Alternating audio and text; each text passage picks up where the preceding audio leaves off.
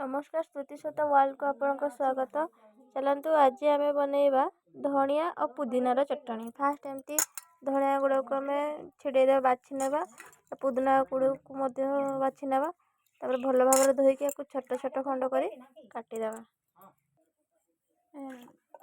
अदा टिके नेबा को जीरा ये तेंतुड़ी कंचा लंका या आंब अदा नहीं सब आम शिଳରେ बाटिबा भलसे। ग्राइंडर कले हाँ ग्राइंडर कले तो भल स्मेल आसे ना, तेणुक आम शिल पुआरे करवा। धनिया और पुदीना पत्र को छोट छोट खंड कर काटी नेबा।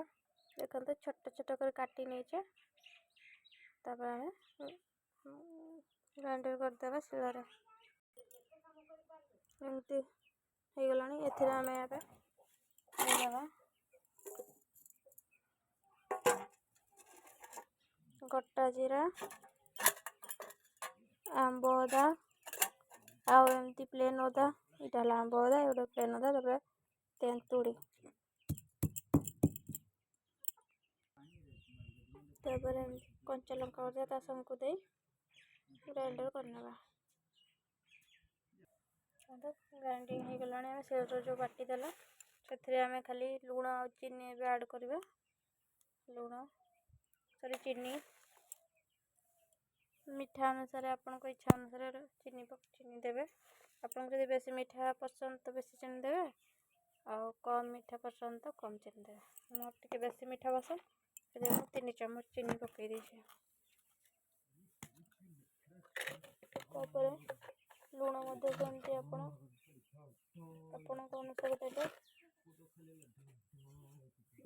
बेसी लुण हो तापर पुणी को आउ थे आम बाटी नेबा। चटनी रेडी हो गला, ताको आम कौन से कांच पात्र रखीदेवा। देखो मुझे रखीदेवी सब चटनी।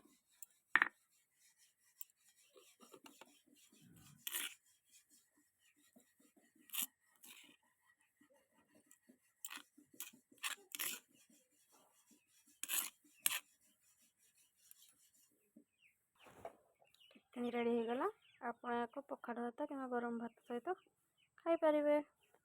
Thanks for watching.